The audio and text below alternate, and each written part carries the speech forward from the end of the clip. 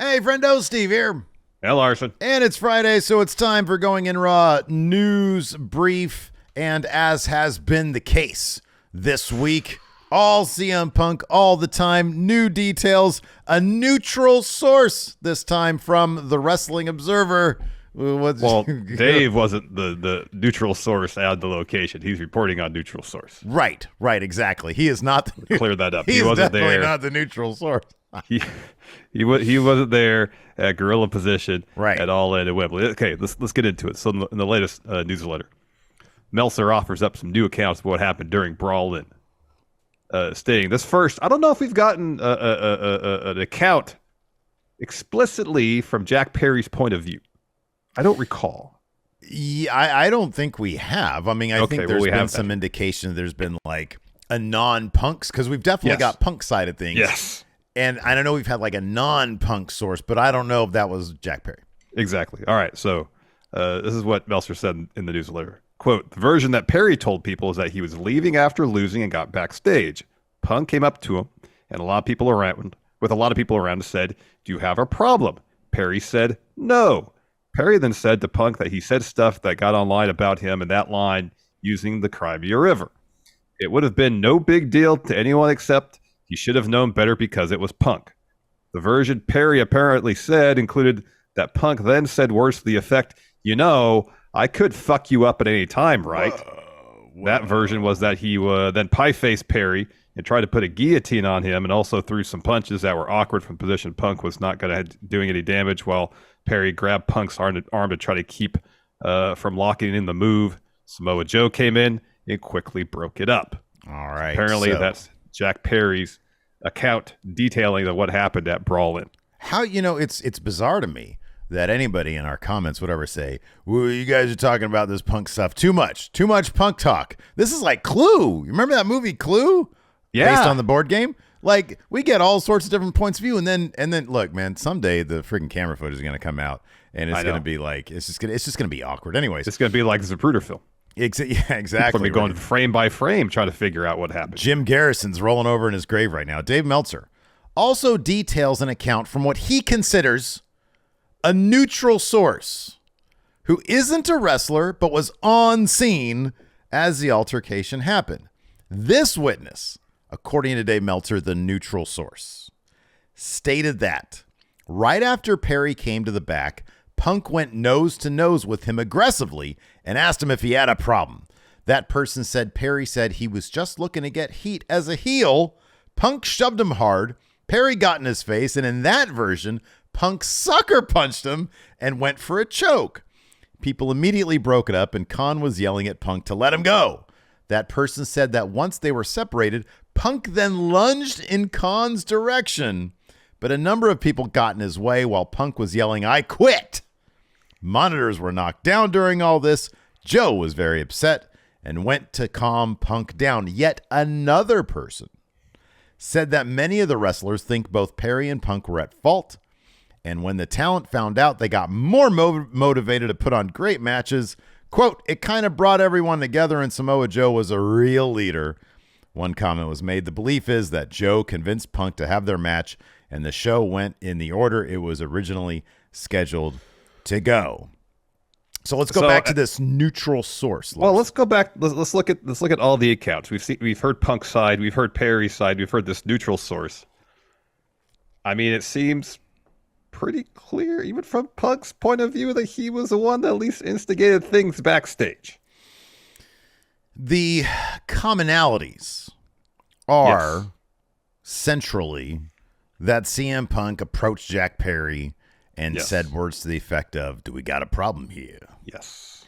Now, and seemingly, I think there's one account, Punk's account, where Jack Perry bumped into him. Mm-hmm. Every other account states that Punk is the one that escalated things so they became physical. Right. Yeah, right. Now, I know people in the comments will be like, oh, Dave's neutral source. Yeah, right. And that's fine, but the common thread is Punk approached Perry, said, do we have a problem here? And I don't think I saw anything that suggests that Perry threw the first punch or initiated the physical contact. I don't think even Punk's side of things, I don't think that was the case. Well, the initial account from Punk's camp was that Jack Perry bumped into CM Punk, and that's what led CM Punk to start getting physical. So his status for All Out, the pay-per-view this coming weekend, otherwise known as All In Fallout, is still completely up in the air. With Road to Grand Slam, pretty much. Yeah, right, exactly. With House of Wrestling reporting yesterday that, quote, Punk and Khan have still not been in direct communication since All In this past Sunday, and that Punk appearing as part of All Out in Collision this weekend is unlikely. It is always possible that something will happen in the next 48 hours, but it does not feel like fans should get their hopes up in regard to the real AEW World Champion popping up at the United Center. So, one quick thing. So, Fightful yesterday did suggest that Punk and Tony Khan recently had some sort of interaction, which they described as contentious. We talked about that yesterday in our Dynamite recap. So I don't know how that exactly, if that were to maybe happen after Nick Houseman's report here at House of Wrestling came out. Don't know the exact timeline. Mentioned this when this first went down. And looking at CM Punk's tenure thus far at AEW, like the knock on him right now is he can't let his own personal grievances, or he continually gets his own personal grievances, allows them to get in the way of the company's success. Let me ask you a question. And let me make this point real quick. Sure. You can't have that. You can't have it. Let me ask you this. Has Bryan Danielson ever cut a promo on somebody in AEW that he wasn't actively in a feud with? Not that I recall. Has Jon Moxley ever done that? Not that I recall. Has Chris Jericho ever done that? Not that I recall. Has anybody else done that except Well, for I mean, CM Jack Punk? Perry said to camera, real glass, cry me a river. Is that cutting a promo? Not exactly, but it's referencing something else. CM Punk literally went on camera, called out a guy he wasn't in a feud with, then sat there and waited for him to come out knowing darn well that he wasn't going to come out. That to me was sort of crossing. It's like, okay, like that's Scott Steiner territory. You sort of have to question exactly what you're doing when you're in Scott Steiner territory. Guy who's in a feud with like DDP and he starts cutting a promo on Ric Flair because he doesn't like Ric Flair's politicking backstage for like 10 years. It's, everybody else seems to understand how to behave professionally backstage and on camera. The guy you're giving the most money to seemingly doesn't have the ability to remain professional like that. That's an issue, especially when you've given him his own show. You've given him his own show. And he fancies himself a locker room leader. And if the idea is that he's supposed to be the leader of the locker room, yet he can go off script whenever he wants. I mean, that's not even to mention I know it was off when cameras weren't rolling, but after the episode of Collision, when he went off on Page, apparently he was contrite and apologetic about it, but still. Yeah. You can't have your locker room leader put his own personal issues or grievances ahead of the success of the company. Yeah. That's not a leader. Yeah. No. It's not a leader. No, it's not. I mean, by all accounts here, from what happened at All In, Samoa Joe was a leader. Yeah, right. He saw an issue. He tried to calm everybody down so the show could succeed or proceed, and the company could have their largest show in its history go off without a hitch, without having to move matches around, without having match have to be canceled. Yeah. That's a leader in my estimation. Yeah. Yeah, the when all this happened, I honestly was doing, I've got the record on it, trying to give him the benefit of the doubt with the glass situation, with backstage, with what's going on here. Oh, was Perry trying to instigate things? So far, pretty much every account on every side of things, including Punk's, Jack Perry obviously wasn't innocent here, but there's a way, much like when it was reported that Andrade was trying to pick a fight with Sammy Guevara, and Guevara backed up, didn't do nothing, and look what happened. Guevara was on that same episode of Dynamite. Guess who wasn't? Andrade. Yep. Who was sent home for a couple months.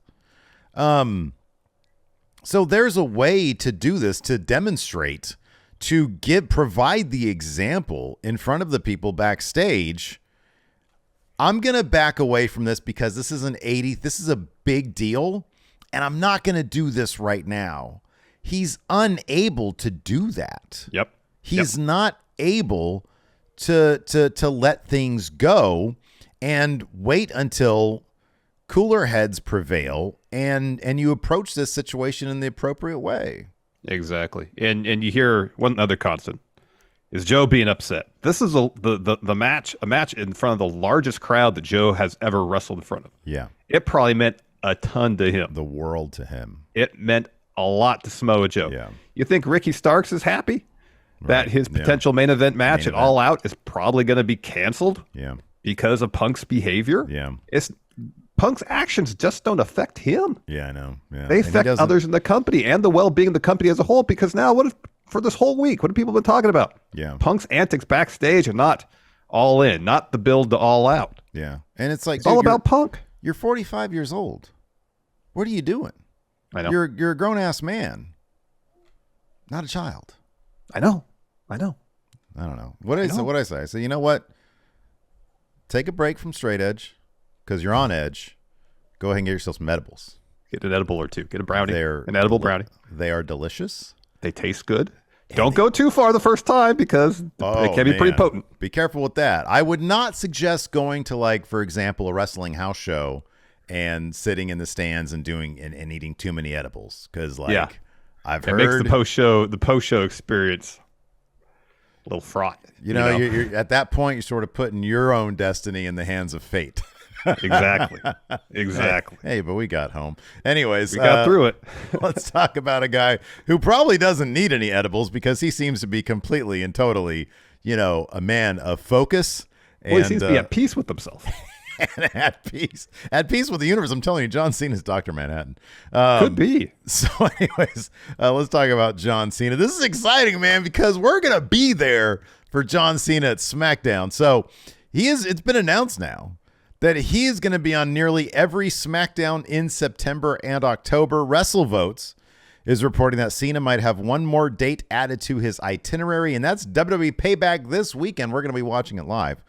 And they stated this: hearing rumblings that Payback will have a special guest host this Saturday night, and his name is John Cena. Now, last time we saw him, he was mixing it up verbally with Grayson Waller. There is a Grayson Waller effect with John Cena's new favorite wrestler, Cody Rhodes. Mm-hmm. Are we going to get another hug from John Cena? Is he going to mix it up with Grayson Waller even more? Or is it possible another one of John Cena's old rivals, The Miz, might rope LA Knight into a bit of a promo off with those guys? It could be, but let's talk about this because this could factor into all that. So, Worked Wrestling is reporting that a potential dream match may be in the works for Cena during his WWE return as well, tweeting out the following: John Cena versus, get excited, Steve. I know this will be really exciting for you, Cody Rhodes has been discussed as a possibility during Cena's return stint. Oh man, so we got Payback this Sunday. He says, the hug, the raising of the hand, the point, the hug again, the new raising of a hand and point, all that stuff he did last time they crossed paths, not enough. No, not enough passing of a torch. Cody has to hit 3 crossroads and pin John Cena at Fastlane. He's like, Cody, I have an idea. How about you kick out of 2 super AAs? And Cody's like, John, I respect you. Yeah. I want to bury your finish like that. I think kicking out of 1 super AA is sufficient. And Cena's insistent. Yeah. No. Cody, you're the future of this company. Yeah. You're going to be the face of this company here in a few months after you beat Roman at WrestleMania 40. Yeah. You didn't hear that from me. Didn't hear that. Got that inside info. So you need to kick out of 2 super AAs. Yeah. I'm telling you, I insist. It's the only thing that makes sense. If you insist, John. Yeah. How about this? 4 crossroads to get the pin in succession. Does that work? That would be fine. Cody's like, what if I just roll you up? Sneaky victory. Oh no. No. We have to Decisive, show everybody clean. the power of the Crossroads. Anyways, so yeah, no, this is exciting. I mean, this sort of maybe lends more credence to him showing up during the Grayson Waller effect, if that's going to be the case. I mean, if he's going to be the host, he's going to sort of be there, but then maybe Grayson Waller will, run him down verbally, and then that'll bring Cena out because he can't help himself. And maybe Grayson Waller will inadvertently set up, or maybe on purpose. Maybe he'll say, "Hey, Cody Rhodes, you think you're the future of the company?" Well, the host of the show is, he might have something to say about that. Yeah. And then John Cena might take Cody Rhodes on that. I mean, would that happen at a Fastlane? That's going down in October. That's within the window. Yeah, or would they do that as like a SmackDown episode? Oh, I don't know if they'd have Cody and John Cena in a match, whether it be tagging together or against each other maybe on an episode of SmackDown. But maybe on SmackDown they could tag together, but like on Fastlane. A one-on-one match. You'd almost think a one-on-one match, that would have to be for Survivor Series or one of the major pay-per-views. I mean, the only reason why I didn't suggest that is because, like, if his schedule opens up September and October, Survivor Series is still a little ways off. I mean, if they can book him, because I don't think the strikes are going to be done by then. So Cena's going to have plenty of time before he has to get back to his old Peacemaker routine.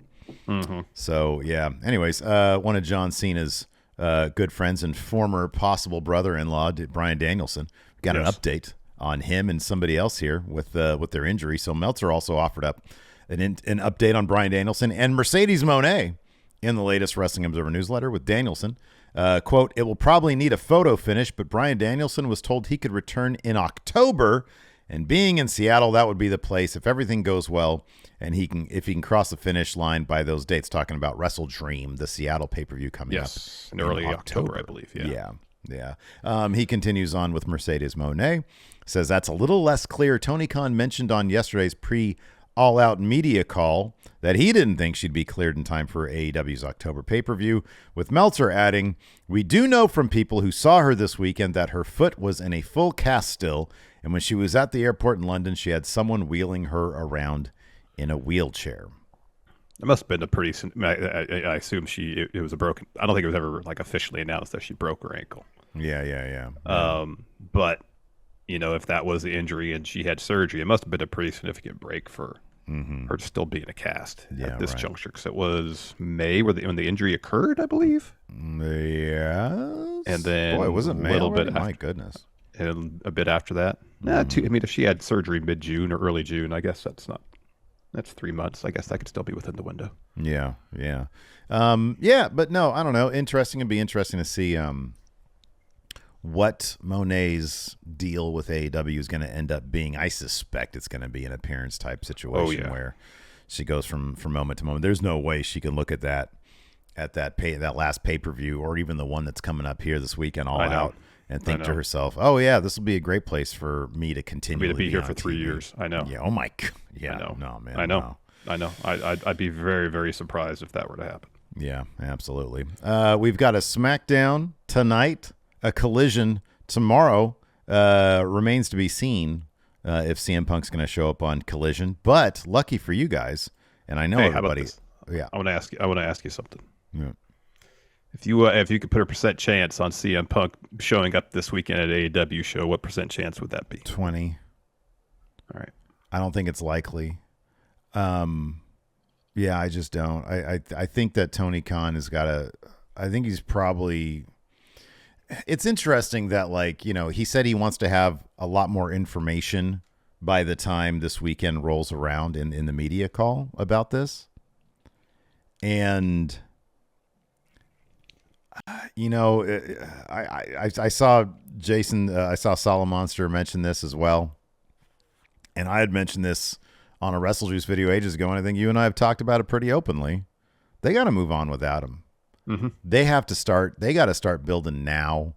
Mm-hmm. Ricky, Collision. They've got the talent. Oh yeah. You have Joe become an AEW mainstay. Yeah. Not a Ring of Honor guy. Elevate him. Mox you got Jay White on Collision. You got Ricky Starks. You've got so many great names. Danielson's coming back. You can elevate Malachi to a singles role, which he needs to be sooner than later. Miro and Powerhouse Hobbs. You can turn Brody into a singles guy as well. Brody King is just terrific. I mean, who doesn't see that?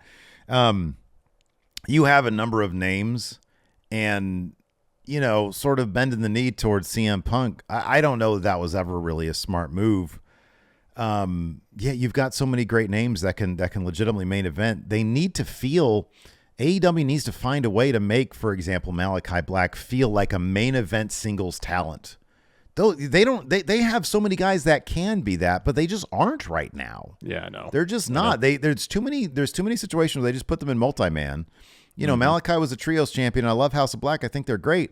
He should be going for the AEW World title. He should be a legitimate contender for the AEW World title. You put him in there right now with MJF, I don't see it because I haven't seen it. He should have probably been the guy to take the title off Orange Cassidy and turn something into that. Yeah. But I don't know. There needs to be more structure within their divisions. They've got one title that's been tied around the waist of Orange, or in the backpack of Orange Cassidy, for probably too long. And I love Orange Cassidy, but it's everything in AEW is either a foregone conclusion or a toss up. And there's not like that path that people take to inevitability like MJF did. I mean, they do that sometimes. Yeah. MJF is their main guy. They have like 10 guys who used to be with WWE, or like a Roosh, who could easily be a main event guy as well. Or Keith Lee. Or Keith Lee. Or Swerve. Swerve. There's a number of people who could absolutely be a main event level guy, but we have to see the journey. You can't just or assume that we're going to think that. And it's interesting because in AEW, the 2 times they've done that, you mentioned MJF, and I think you got to mention Hangman Page too. Sure. Oh, yeah, absolutely. It's been done really effectively. Yeah, by deliberate story beats. Yep. Deliberate story beats, not just sort of stumbling up to the top. I mean, Keith Lee had a big, re-debut on Collision. He should be on the All Out card. It should be like, that's how, I hate to say this, but like in WWE, when you have a new big repackaging, I don't know, it's just he showed up on Collision and squashed Zicky Dice. But like, you have a chance at a fresh start because we haven't really seen a whole lot of Keith Lee. Yep. You put him in that pay-per-view match. I know. All those pay-per-view spots really need to matter based off the story they're being told. And that's the problem with All Out right now, is that like none of those matches are that. Yeah, I know. And the matches that do have something relating to a story being told don't really seem like they have a whole lot of stakes. Yeah, right. Like, is it cool to see Eddie team up with Shibata to take on Claudio and Yuta? Yeah. Where are the stakes? I mean, you put Eddie and Claudio in there title for title and it sells itself. Like that's a pay-per-view match. It is a pay-per-view match. That's a pay-per-view match. It's tag match, bizarre to me. As good as it'll probably be with no stakes, is a Dynamite match.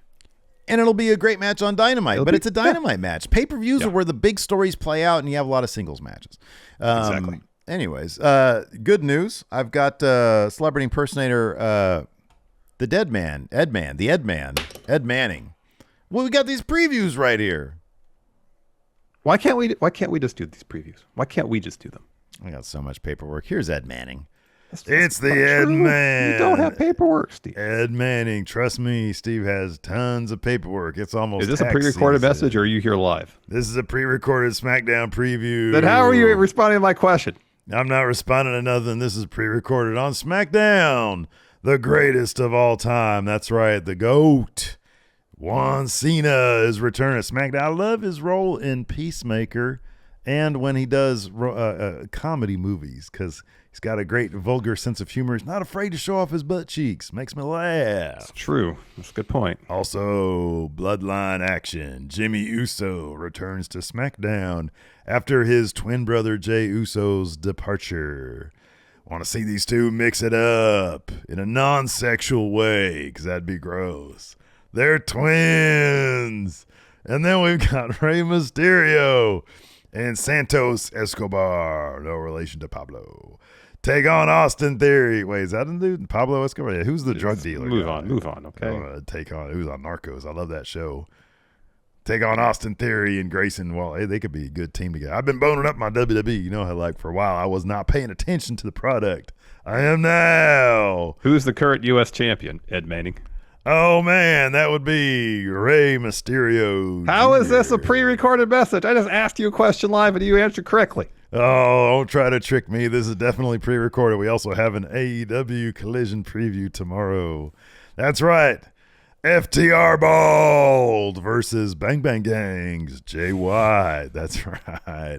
Is it going to be the cardboard Jay White or real Jay White? Find out tomorrow. Also, we've got the Acclaimed with my old friend, the one, Billy Gunn, versus, get this, Daddy Magic, Cool Hand Ange, and Daniel Garcia. I like the hip thrusting dancing he does. It's very sexual. Also, The Outcasts, featuring the terrific Tony Storm as 1950s starlet on Hollywood Boulevard, Sunset Boulevard. Versus Hollywood Boulevard. It's a trash heap now. Hollywood Boulevard is disgusting. There's all sorts of gross people there.